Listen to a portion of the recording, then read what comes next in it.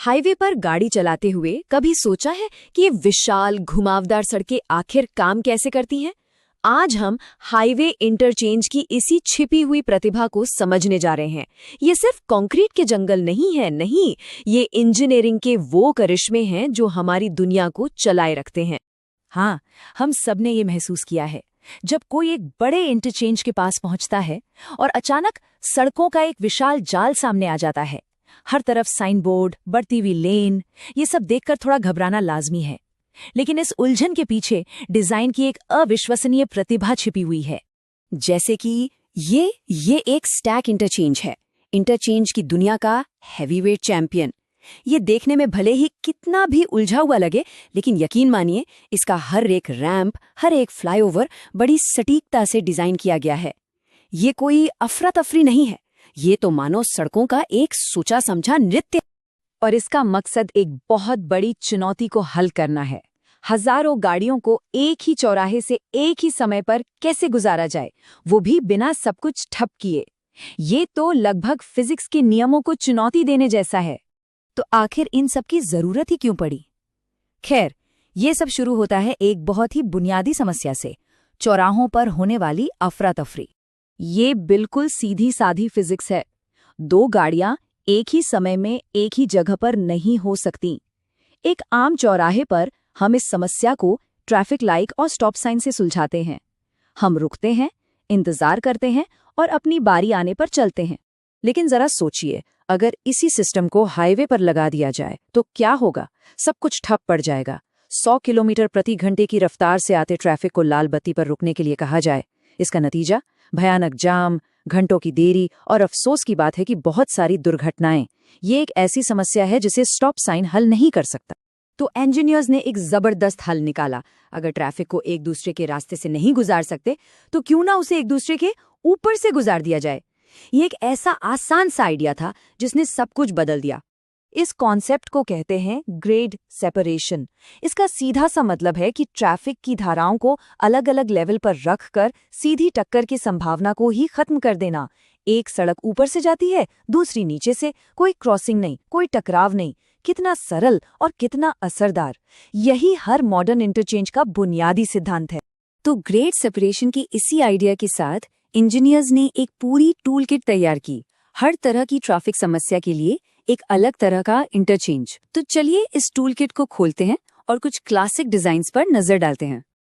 ये देखिए, ये है मशहूर क्लोवरलीफ, शायद सबसे ज्यादा पहचाना जाने वाला इंटरचेंज। इसकी खासियत है बाएं मुड़ने का तरीका। सामने से आ रहे ट्रैफिक को क्रॉस करने के बजाय यहाँ गाड़ियां 270 डिग्री के लूप में दाईं ओर घूमती हैं और सुरक्षित रूप से अपनी मंजिल वाली सड़क पर पहुंच जाती हैं। कोई टकराव नहीं, कोई रुकना नहीं। क्लोवरलीफ का सबसे बड़ा फायदा? लागत। इसे बनाने में सिर्फ एक पुल की जरूरत होती है, इसलिए अगर जमीन की कमी ना हो तो ये एक किफायती विकल्प है। लेकिन इसके तंग लूप ड्राइवरों को रफ्तार धीमे करने पर मजबूर करते हैं और ये बहुत ज्यादा जमीन भी घेरता है। और हाँ, इसमें एक छिपा हुआ खतरनाक डिजाइन फ्लॉ भी है, जिस पर हम थोड़ी देर में आएंगे। इसके बाद आता है डायमंड इंटरचेंज, जो काफी आम है। सोचिए, जब कोई हाईवे किसी छोटी लोकल सड़क के ऊपर से गुजरता है। ये बस एक ओवरपास है जिसके रैंप्स नीचे की सड़क पर बने आम चौराहों से जाकर मिलते हैं। सरल और प्रभावी। डायमंड की सबसे बड़ी खूबी ये है कि ये कम जगह लेता है और सस्ता भी है। लेकिन इसमें एक समझौता है। नीचे की सड़क पर ट्रैफिक को अब भी ट्रैफिक लाइट पर रुकना पड़ता है, जिसका मतलब है कि ये बहुत ज्यादा ट्रैफिक नहीं संभाल सकता। और अब इंटरचेंजों का बादशाह, द स्टैक। ये कोई समझौता नहीं करता। धीमे घुमावदार लूप्स के बजाय स्टैक में ऊंचे चौड़े रैंप होते हैं जो गाड़ियों को सीधे उनकी मंजिल तक ले जाते हैं, वो भी पूरी रफ्तार से। ये इंजीनियरिंग की ताकत का एक शानदार नमूना है। स्टैक अविश्वसनीय रूप से कुशल है। ये भारी ट्रैफिक को तेज रफ्तार से निकाल सकता है और इसमें क्लोवरलीफ वाली वो खतरनाक वीविंग की समस्या भी नहीं होती। लेकिन ये सब एक बहुत बड़ी कीमत पर आता है। स्टैक इंटरचेंज बनाने में बहुत बड़े, जटिल और बेहद महंगे होते हैं। अच्छा, याद है हमने क्लोवरलीफ के एक छिपे हुए खतरे की बात की थी? खैर, अब उसी पर नजर डालने का वक्त आ गया है। इसे वीविंग कहते हैं और ये ट्रैफिक इंजीनियर्स के लिए किसी बुरे सपने से कम नहीं है। एक्सपर्ट्स इसे कुछ ऐसे बताते हैं। क्लोवर लीफ के वीविंग सेक्शन आमतौर पर छोटे होते हैं, ठीक है, लेकिन इसका हम जैसे ड्राइवरों के लिए क्या मतलब है? देखिए, वीविंग तब होती है जब हाईवे पर चढ़ने वाला और हाईवे से उतरने वाला ट्रैफिक दोनों एक ही छोटी सी लेन को शेयर करते हैं। इसे ऐसे समझिए कि कोई हाईवे पर चढ़ने की कोशिश कर रहा है और ठीक उसी वक्त कोई और उसके सामने से हाईवे से उतरने की कोशिश कर रहा है। दोनों को एक दूसरे का रास्ता काटना पड़ता है। ये एक खतरनाक स्थिति है जो ट्रैफिक को धीमा करती है और हादसों को दावत देती है। तो इन पुराने डिजाइन्स की समस्याओं को हल करने के लिए इंजीनियर्स ने कुछ वाकई में बहुत ही अनोखा बनाया, डाइवर्जिंग डायमंड इंटरचेंज या DDI, और ये एक असली गेम चेंजर है। तो ये कितना कारगर है? चलिए सीधे आंकड़ों पर नजर डालते हैं। ये चार्ट DDI बनाने से पहले और बाद में ट्रैफिक की लाइनों की औसत लंबाई दिखा रहा है। बाईं तरफ का ये बड़ा नीला बार पहले की हालत है और दाईं तरफ DDI के बाद ये लाइनें तो लगभग गायब ही हो गई हैं। फर्क साफ नजर आ रहा है। और बात सिर्फ लंबी लाइनों की नहीं है, बात हमारे कीमती वक्त की भी है। ये चार्ट गाड़ियों को होने वाली देरी को दिखाता है। एक बार फिर DDI से पहले और बाद में देखिए।